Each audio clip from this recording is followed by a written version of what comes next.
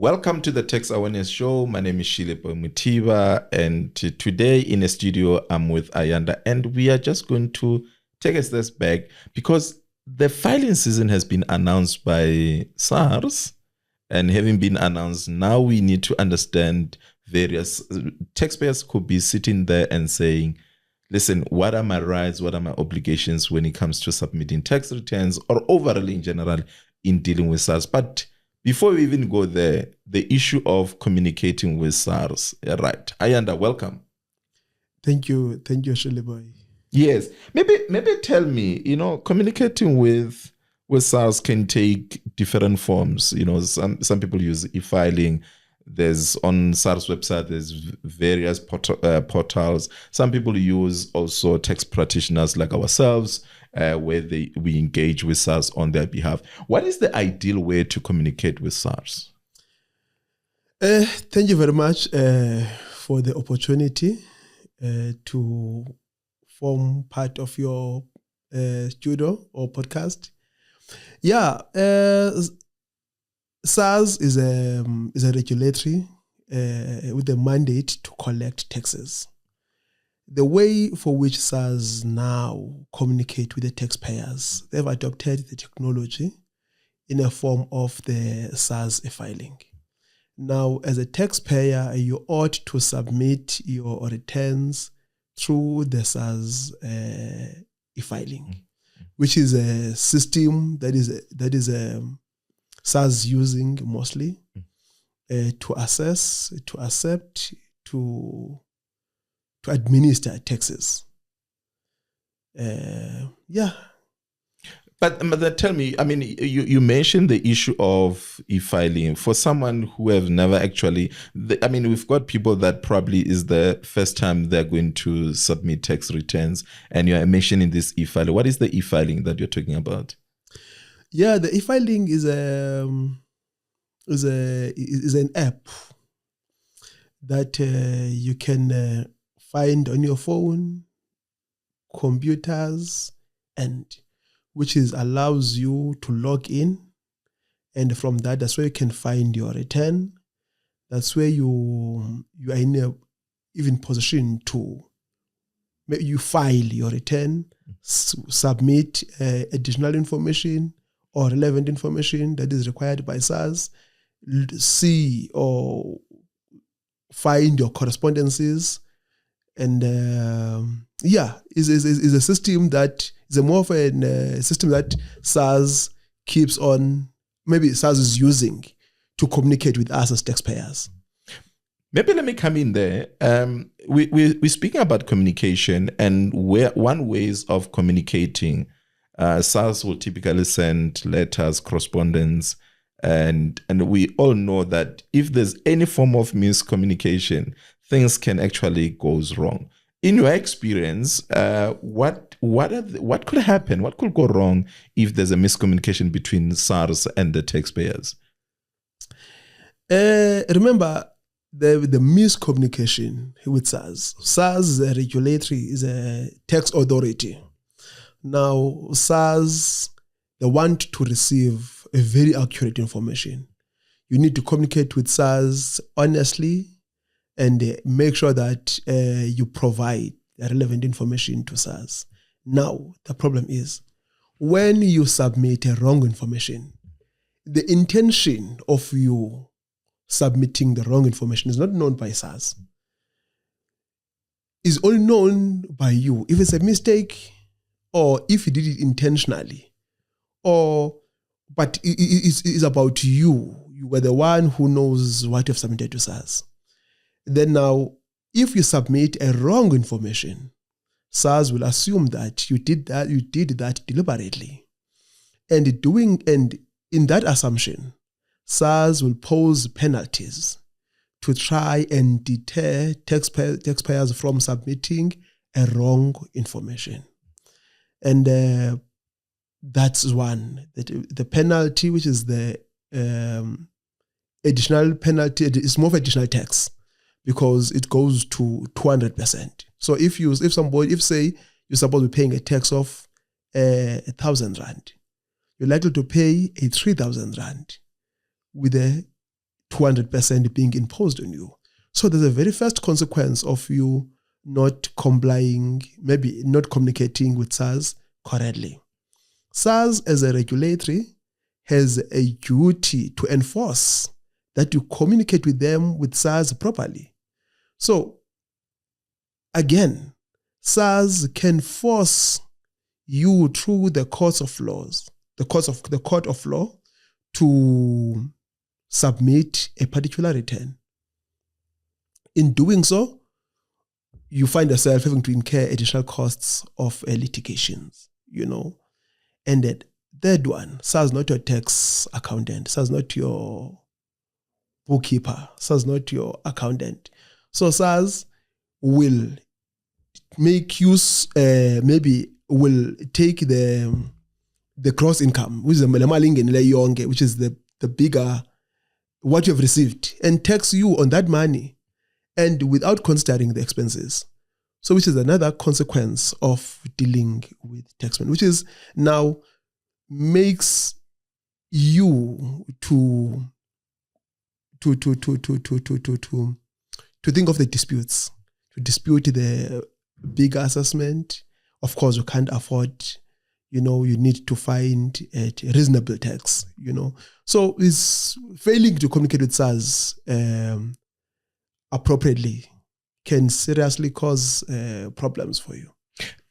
Failing to communicate with SARS can cause, and in some cases can close your businesses if you don't efficiently communicate with SARS and you don't respond, you don't, like you mentioned, you don't submit the right things, that you don't go through the right channels, there are due dates, you don't submit those things at the prescribed timeline, because they may send you a letter and say, listen, we need this information, we need it within 21 working days. Therefore, if you don't do that within those days, your life may potentially be complicated. But speaking of that, the moment the taxpayer start having an engagement and discussions with SARS, the moment the two people are starting to engage, there's rights and there's obligation, because it sounds like there's some form of relationship that is governed by legislation between taxpayer and SARS. And then therefore, to regulate that process, to regulate this relationship, there exist the rights and the obligation between the two, be it SARS rights, obligations in interacting with taxpayers. But equally so, taxpayers need to understand that they've got rights, and I want us to take a step back and unpack that, because there's this thing of taxpayers thinking that they actually don't have rights. They feel like when the moment SARS starts sending those, like, oh, what am I supposed to do? There's that anxiety, there's that tension that exists between SARS and taxpayers. But taxpayers need to start taking a step back and, calm down and understand that the moment you've got these correspondences, the letters, you need to entertain them, you need to read them, because that within that correspondence or communication that you're getting from SARS, you've got rights. It comes, yes, with obligation, because SARS may be saying, I want 1, 2, 3, 4, 5 from you, but you still also have rights. Maybe take us through, what are the rights typically that governs the relationship between SARS and the taxpayer that the taxpayers enjoys? Yeah, when you talk of rights that the taxpayer enjoys, it takes. I wanted to take you back in 20. I think the Tax Administration Act 2011, that's where SARS defined the obligations and the rights of the taxpayers. Now, in that Tax Administration Act, you as a taxpayer, maybe whoever's assisting you, must try by all means to understand those rights that are embodied in that particular legislation. Part of those rights is a right to a fair assessment. the fair assessment is whereby if you're in business, your income, your expenses are considered in arriving to your tax assessment. So that's one. You have that right as a taxpayer. The second one, I think you mentioned the issues of that the filing season is about to be opened around in July. Just now, I think somewhere around the 7th. Yeah. Yes. In that time, SARS will issue the auto assessments to the taxpayers. Auto assessments means that SARS used the available information to assess you. So those assessments, they can be correct, they can be wrong. But you as a taxpayer, you have a duty to respond to SARS accordingly. It's either you say, this is correct, you accept it. Or no. This is more than what I think I can pay. Or maybe the income that is declared here, maybe that has been assessed here, was higher than I thought. And therefore, you have a right to reasons, whereby you say, no, wait, SARS, give me the reasons for the assessment. There's another right that you have. So when those reasons, when you receive those reasons, you still have a right to object. So which is now, you are saying, no, I've seen the grounds for which you have assessed me. However, I'm still not happy. Here is a factual information. And you submit to SARS in the form of a dispute. That's another way for which another rights that you find in the Tax Administrations Act. And lastly, if your assessment or if your objection or if your dispute is not addressed correctly, you still have a right to appeal, and you still have a right to escalate the matter to a tax court, to the High Court. Now you can even take it to the Constitutional Court. Those are the rights that you have in South Africa. So which makes it, I do believe that our tax system is quite fair, and we need to give credits to our government for that, because they try to define our tax system as much as they can, providing the rights of the taxpayer, which is mostly are the ones that I've mentioned, which may not be exhaustive. I mean, there might be some other rights that you can get from the Court of Law. For instance, through the PAJA, which is PAJA is a promotion of what's it called? Access, yeah. Yeah, the promotion of access to justice, something, So that's part of those things that you find through the Constitution. Section 195 of the Constitution talks about the rights of the taxpayers. So as a taxpayer, you have a lot of rights that you can look at in dealing with SARS. I mean, you maybe just to sum up to someone, you're basically saying, as a taxpayer, calm down. You've got rights in dealing with SARS. Yes. Go out there, understand your rights, and exercise your rights. Yes. Not everything that SARS is saying is gospel. You're correct. And in interacting with SARS, understanding your rights, also understanding your obligations when it comes to the tax legislation. You earlier on spoke of the issue of taking into account the income and the expenses. We're coming to the tax seasons. What would you say to the taxpayers? How should one be getting ready? And I'll come to the other examples that you mentioned about the rights, but maybe let's go back to the first one. How should a taxpayer be getting ready right now? Yeah, the taxpayers must know first that they have obligation to declare to SARS the correct and accurate information. Because remember, SARS is what do you call it? Is a tax authority, is a revenue authority of South Africa, is responsible for collecting taxes. Now, with that in mind, SARS has a duty to enforce the compliance. Now, the point one is that you have a duty as a taxpayer, and you have an obligation to declare tax, maybe income, in as much as you know that you have. I mean, that you, in as much as try to look at everything that you have. Try to be honest with SARS.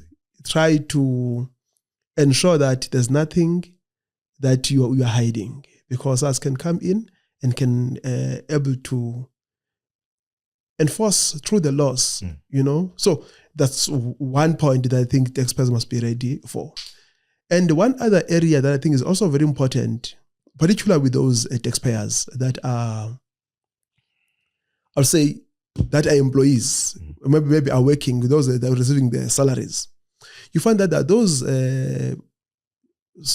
professionals or so-called professionals who will say, no, come, I will take the part of your contingency fee.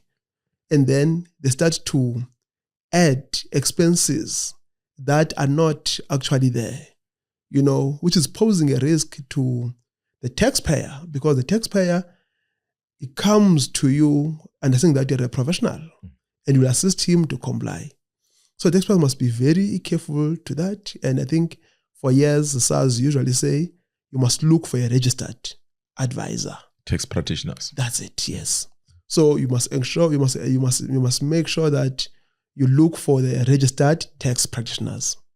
And it's correct what you're saying. I mean, every year people want to get refunds from SARS. You find your colleagues getting refunds, and you are thinking that I'm also supposed to be getting a refund. Why am I not getting a refund?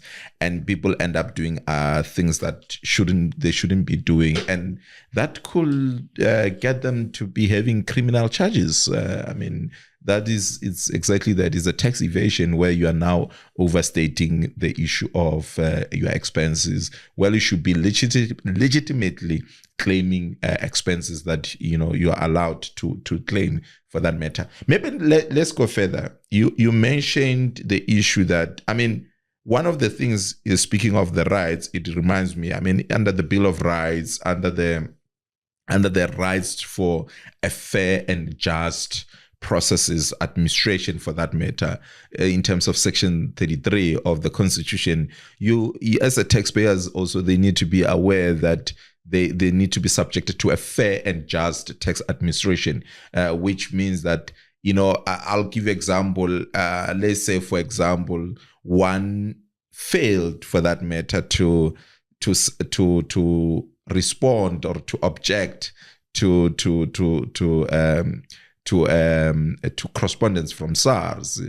I've seen in some cases one can argue to say I'm actually entitled to a fair and just. Not to say you should not be responding within times, but I think there's merit there that one can argue to that angle to say every taxpayer, but I'm entitled to a fair and just tax administration. Therefore, SARS needs to still consider some of the things, provided you also have a valid reasons why did you not respond within the time frames and within the prescribed due days. Then you can always utilize that.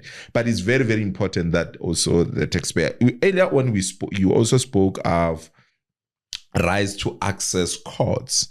Maybe before you even go to courts, typically, what is the process looking like before one can even end up finding themselves at the Constitutional Court? Yeah, thank you once again for that kind of a question. Well, I think this question is very important for our taxpayers. In most cases, like when you submit a return, SARS is not happy with your information that you've submitted. they will ask you for what they call relevant information. That information is very clear. You need to provide 1, 2, 3, 4, 5, and you must provide this information in a particular time, maybe within 30 days or within 21 working days. And then you have to respond accordingly to that letter. Failing which, SARS will assess you. In fact, will issue an additional assessment, which is an assessment that comes after your original assessment. That's number 1. And number 2, when therefore SARS has received your relevant information, will issue an assessment. Of course, it's either they will say they finalized your review with no adjustments, or they finalize it with adjustments. Mm-hmm.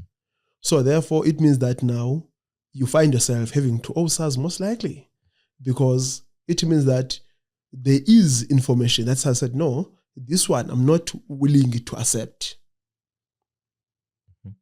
Then when that is the case, it means that you ought to submit an objection, whereby you're saying, but you ought to be accepting this information because of 1, 2, 3, 5. That's why they say you must provide grounds for your objection.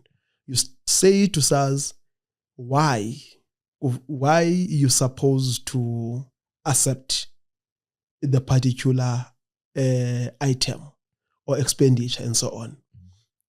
So that's one other important area, which is through the objection.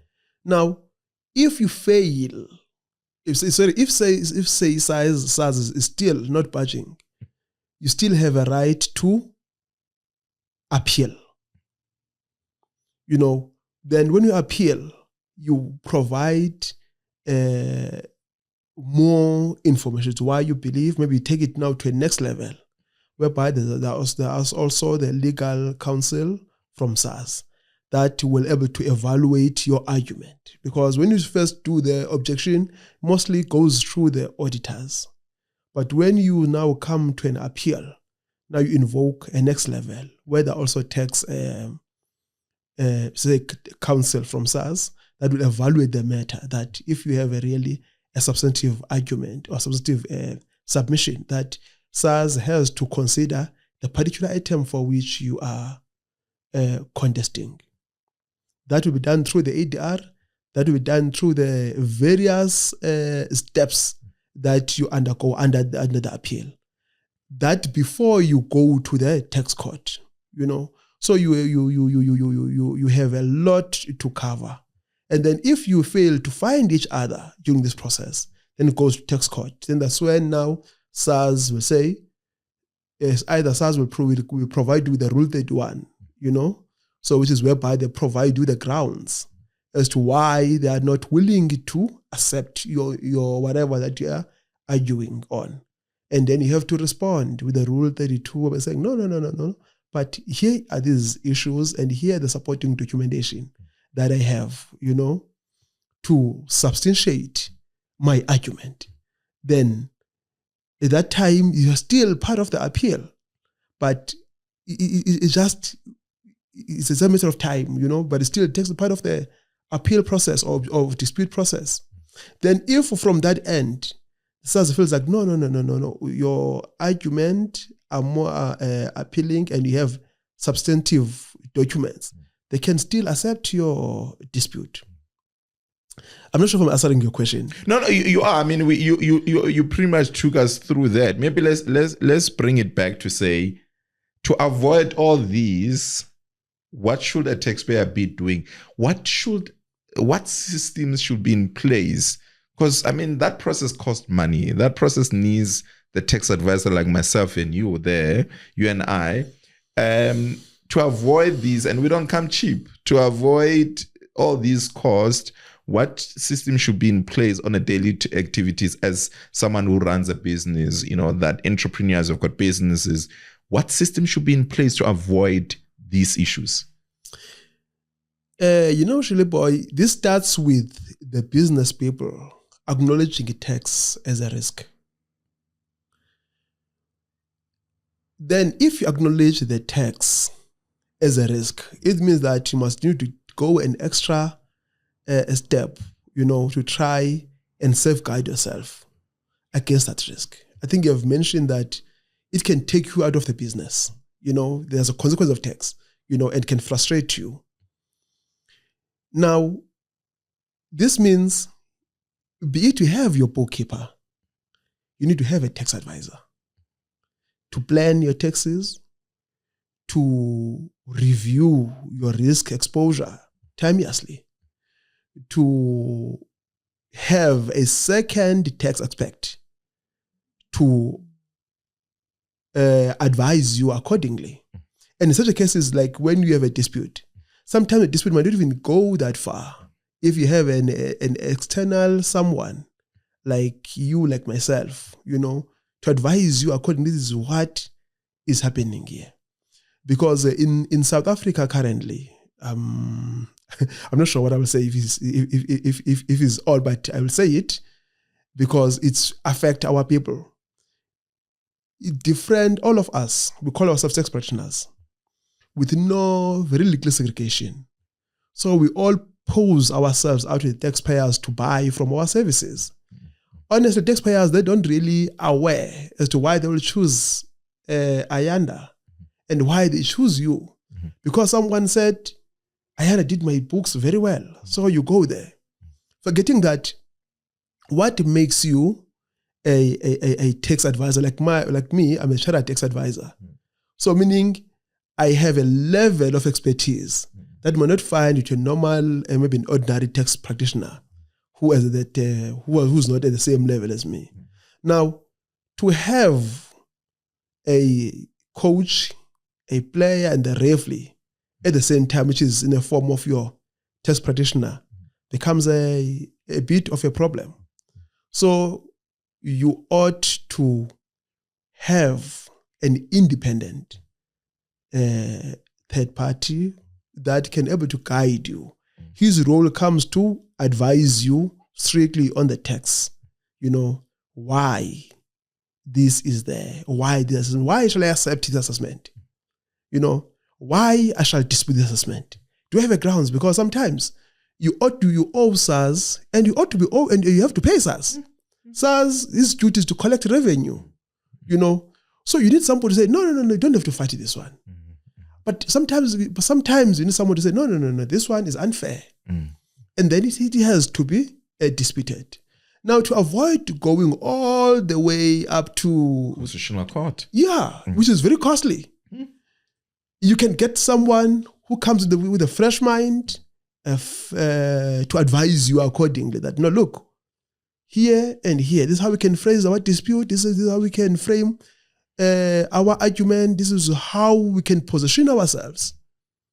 Then I think that's a best mitigation. From all I'm hearing is that, which I agree with you, is that you need to have risks management that is purely designed to deal with tax as a risk within your business. Don't say my business is not that big, I've got my financial manager or I've got acting CFO, then they're capable of dealing with tax issues. No, you might want to speak to Shilibo, you might want to speak to Ayanda to have that ear to regularly come and do health check within your types of taxes, to say, what are you exposed to? Because you also, like we said, you don't want to find yourself having to be disrupted in your business and focus on your core activities. Now you have to attend courts and things like that. And like we know, if it results that you are not compliant with SARS, most likely you may not be able to raise funding.